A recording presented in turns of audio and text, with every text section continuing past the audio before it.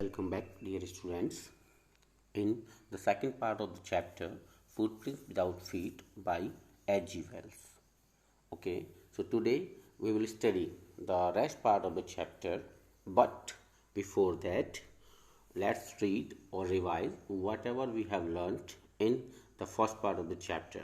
Okay, so as I've told you about the author that his full name was Herbert George Wells, यानी H.G. Wales का जो पूरा नाम था वो था Herbert George Wells, and he was born on 21st September 1866 and died on 13 August 1946. And he was best known for his science fiction novels like The Time Machine, The War of the World and The Invisible Man, etc. वो सबसे ज़्यादा किसके लिए जाना जाता था? अपनी science fictions, यानी जो साइंस बेस्ड जो थीम होती थी उस की जो स्टोरीज मोस्टली, जैसे कि टाइम मशीन हुआ, the war of the worlds हुआ और द इनविजिबल मैन, तो इसीलिए वो सबसे ज़्यादा जाना था क्योंकि उसके मोस्टली जो स्टोरी होती थी वो साइंस बेस्ड होती थी, उनकी थीम जो होती थी वो साइंस होती थी. And about the chapter now, and yes but more thing, he is often called the father of fiction. उसको प्राय और कई बार, मतलब मोस्टली वो किस नाम से जाना जाता था? फादर ऑफ फिक्शन के नाम से जाना जाता था. And now about the chapter, the two boys suddenly notice a few muddy imprints of bare feet. Two boys suddenly noticed, as I told you that in the beginning, two boys suddenly noticed a few muddy imprints of bare feet. They followed those imprints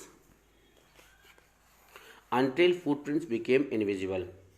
They were really exclaimed, but due to exclamations or amazement, they followed these imprints. But after a short distance, they like these footprints became invisible.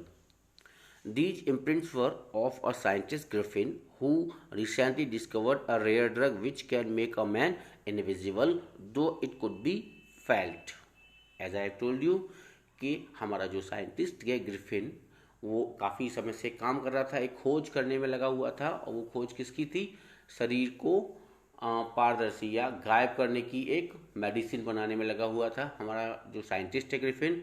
And he became successful, and वो क्या हुआ? सफल हो गया. Now he can make a man invisible, but दो it could be felt.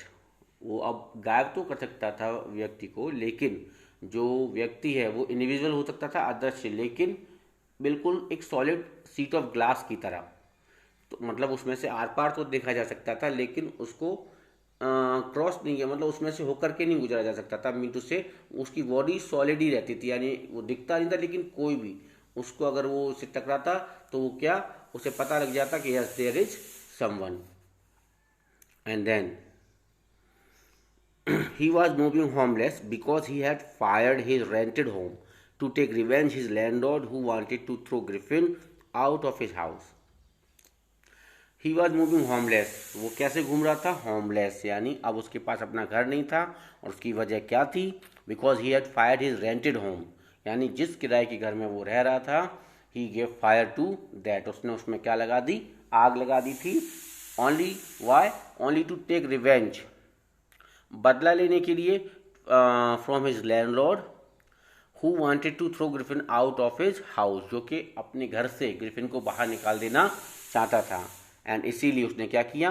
उस घर में उसने आग लगा दी. And then he had chosen a bad time to wander out in such chilled weather of January. He had decided, उसने क्या किया? उसने गलत समय चुना था. टू वांडर आउट, यानी बाहर घूमने के लिए. सच चिल्ड वेदर ऑफ जनवरी, यानी जनवरी की इस सर्दी भरी महीने में उसने बाहर घूमने जो टाइम चूज़ किया था वो बिल्कुल गलत चूज़ किया था. He decided to steal some warm cloth from a departmental store.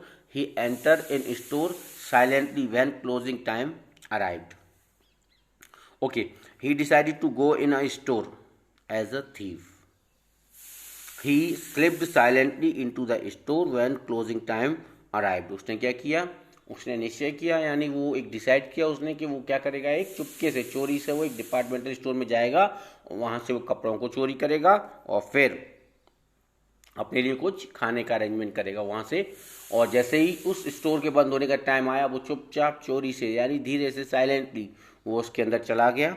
And then उसने क्या किया, ही फीड हिमसेल्फ, फर्स्ट ही फीड हिमसेल्फ, उसने अपने आप को सबसे पहले तो क्या कराया, उसने अपने आप को फीड कराया मीठे से, जो उससे खाना था उसने उसको अपने आप को उसके भूख को शांत किया। And wore warm clothes and then he open boxes one after one and warm warm clothes, उसने क्या किया, गर्म कपड़े पहन लिए उन इस स्टोर में से।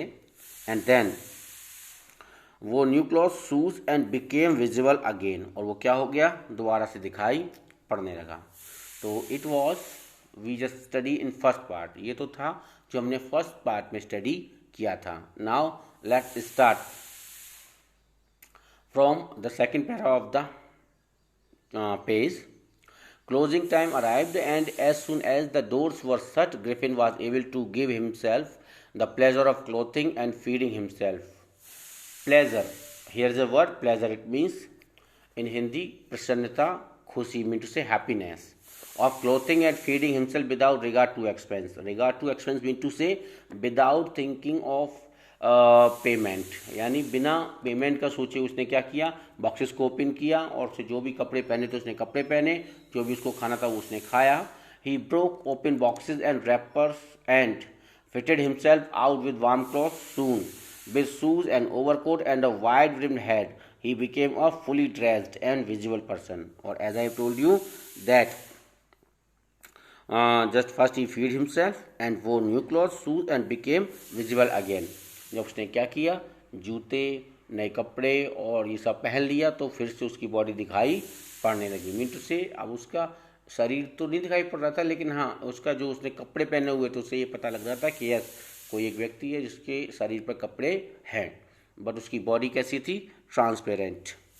And then in the kitchen of the restaurant, he found cold meat and coffee, and he followed up the meal with sweets and wine taken from the grocery store. Finally, he settled down to sleep on a pile of quilts. And as you know very well, that in mostly stores, shopping malls or stores, departmental stores, you can find each and everything there, आपको वहाँ सब कुछ मिल जाएगा। बिल्कुल इसी तरीके से हमारा जो साइंटिस्ट है ग्रिफिन, उसको भी क्या होता है, वहाँ पर सब कुछ खाने को और पीने को मिल जाता है। वो एक कॉफ़ी पीता है, तो मीट खाता है वहाँ पर, एंड देन वो वाइन पीने के बाद वहीं पर वो एक on a pile of quilts, यानी जो एक ढेर लगा हुआ है किसका, क्विल्ट्स का, जिसे हम लोग रजाई कहते हैं, तो उस ढेर पर वो आराम करने के लिए अपने आप को वो रेस्ट करने लगता है, वहाँ पर आराम करने लगता है वो। And then if only Griffin had manage to wake up in good time, all might have been well. As it was, he did not wake up until the assistants were already arriving next morning. तो what happens, when next morning assistants came and saw a stranger in store, they tried to catch him.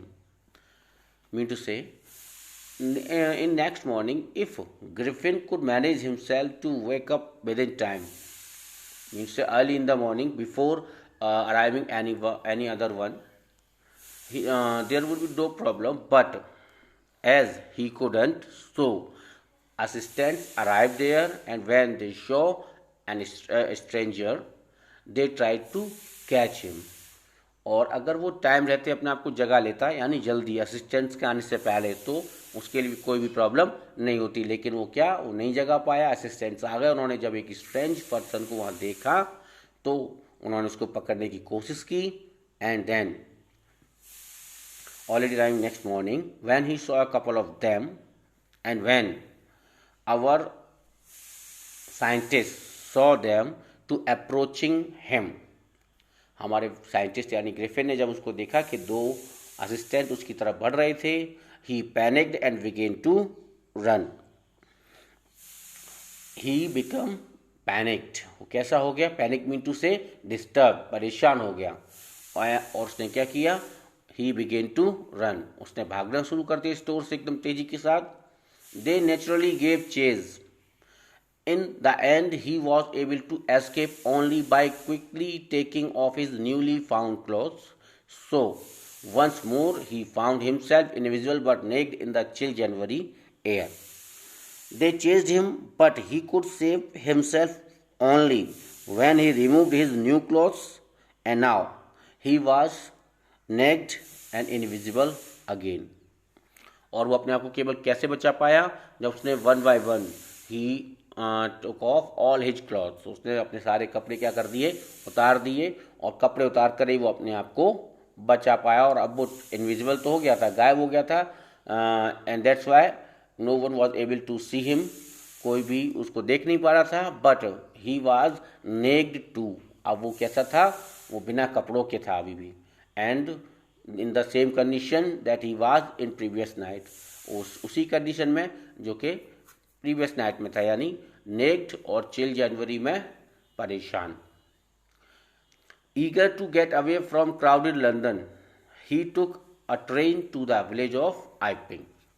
And now he was puzzled, and he doesn't want to stay more in such a crowded place. वो उस भीड़ भाड़ वाली जो जगह थी, इसमें बहुत ज़्यादा भीड़ थी, वो वहाँ पर और ज़्यादा रुकना नहीं चाहता था, क्योंकि जो क्राउड थी was creating problem for him, उसके लिए प्रॉब्लम्स क्रिएट कर रही थी, and that's why he took a train to the village of Iping. Iping is a name of a village. तो उसने क्या किया, एक आइपिंग जो विलेज का नेम है उसके लिए उसने ट्रेन पकड़ी, and then where he booked 2 rooms at the local inn. Local inn mean to say वहाँ की जो लोकल इन होता है, मीन टू से अ होटल और अ रेस्टोरेंट टाइप, जहाँ पर वो उसने क्या किया, 2 कमरे बुक कर रखे थे. वहाँ पहुँच करके उसने क्या किया, 2 कमरे बुक किए. The arrival of a stranger eight N in winter was in any case N unusual event. Okay, now see, there are 2 things. First, the weather was not suitable for any tourist to move around like this. It was a strange thing first, and the second one was the appearance of the scientist. सबसे पहला जो चीज़ थी, जो कि एक अजीब चीज़ थी उन लोगों के लिए, वो क्या थी कि उस विंटर के सीज़न में टूरिस्ट वगैरह बहुत कम ही आया करते थे. तो वो एक ऐसे टाइम पर एक अजनबी का आना आइपिंग में सबको थोड़ा सा अजीब लगा, और दूसरा उसका अपीयरेंस, वो जिस तरीके से दिखता था, a strange of such uncommon appearance set all tongues wagging. tongues wagging mean to say जुबान पर किस्सा होना उन लोगों के, यानी बातों का चढ़ जाना, यानी एक स्टोरी, जैसे हर कोई किसकी बात कर रहा था, उस अजीब से व्यक्ति की ही बात कर रहा था, जिसका अपीयरेंस कैसा था, बहुत ही ज़्यादा अजीब था. And that's why Mrs Hall, the landlord's wife, made every effort to be friendly. This was the reason that Mrs. Hall, the owner of the inn, tried to be friendly with Griffin so that she could know that what is he doing on such time and on such place.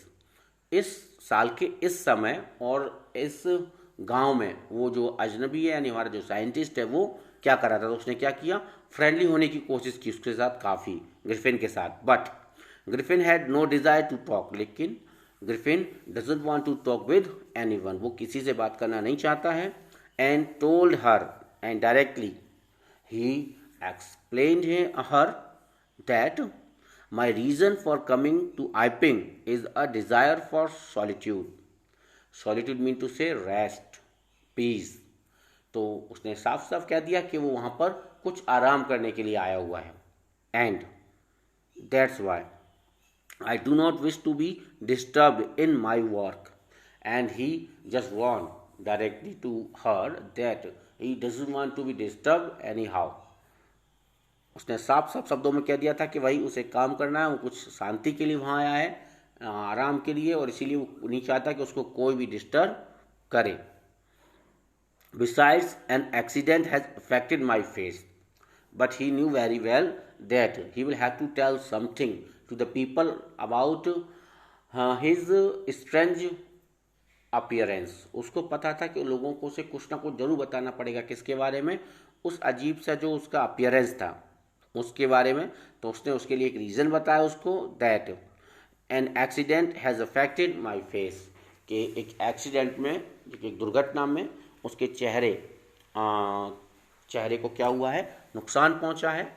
And he told them that N acid fell on his face and that बर्nt his face, यानी उसने बताया कि acid गिर गया था उसके चेहरे पर एक एक्सीडेंट में, इसने उसके चेहरे को जला दिया, इसीलिए वो इस तरीके से बैंडेजेस वगैरह का यूज़ करता है अपने चेहरे पर। Satisfied that her guest was an eccentric scientist.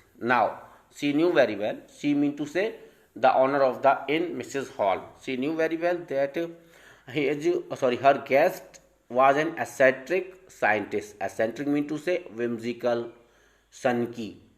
उसका जो गेस्ट है वो एक सनकी वैज्ञानिक है।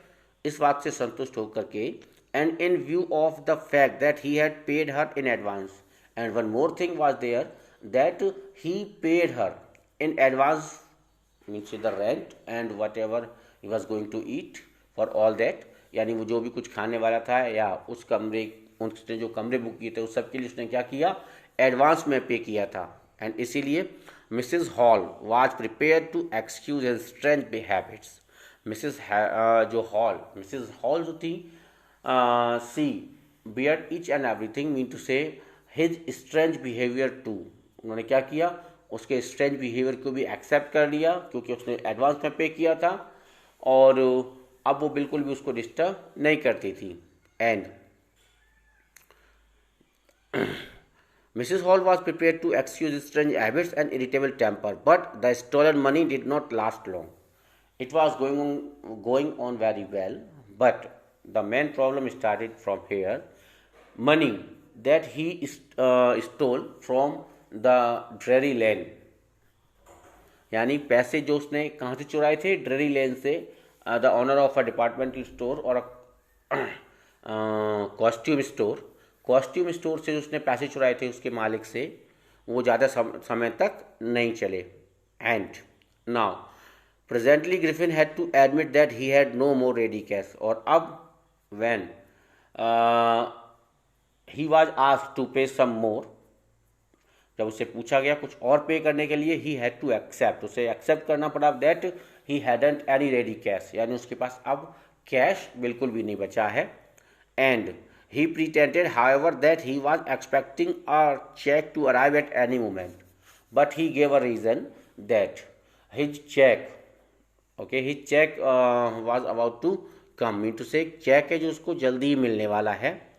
And shortly afterward a curious episode occurred, तभी क्या होता है, उसके बाद एक अजीब सा किस्सा होता है वहाँ पर। Very early in the morning a clergyman and his wife were awakened by noises in the study. Creeping down stairs they heard the chink of money being taken from the clergyman's desk. Clergyman and his wife, clergyman mean to say पादरी of a church, तो एक पादरी रहते थे church में। Church के जो पादरी थे वो अपनी वाइफ के साथ रहते थे। उन्होंने अचानक अपने स्टडी रूम में, यानी जैसे ऊपर वो फर्स्ट फ्लोर पर वो क्या करते थे, वो सोते, उनका बेडरूम था, वो सो रहे थे। तभी अचानक उन्होंने क्या हुआ, अचानक नीचे स्टडी रूम में उन्होंने एक आवाज़ सुनी। किसकी आवाज़ सुनी, सिक्कों के खनकने की। And he heard, clergyman heard that money being taken from the clergyman's desk, means से his desk, जो पैसे थे वो चुराए जा रहे थे, यानी कोई था जो उसकी डेस्क में से पैसे निकाला था। And he can hear the sound of stealing money और the jingling of the coins properly, और वो पैसों की और सिक्कों की खनकने की आवाज़ को जो कि निकाले जा रहे थे उसके डेस्क से, वो बहुत ईजीली सुन सकता था उनको। And without making any noise, and with the poker grasped firmly in his hand, the clergyman flung open the door, surrender, और बिना कोई शोर किए, with the poker mean to say a baseball bat, जो baseball का जो bat होता है, जो उसको बोलते हैं पोकर। उसने उसको स्ट्रिक्टली पकड़ा हुआ था, मतलब तेजी के साथ, और फिर एकदम उसने क्या किया, कमरे में एंटर किया और लाउडली चिल्लाया, सरेंडर, यानी अपने आप को मेरे हवाले कर दो। Okay students, so I think sufficient for this part. आगे क्या होता है, मिंटू से was he able to catch to the scientist और नॉट, यानी वो उसको पकड़ पाया था या नहीं. We will see in the next and the last part of the chapter the Invisible Man. Till then, good bye, have a nice day.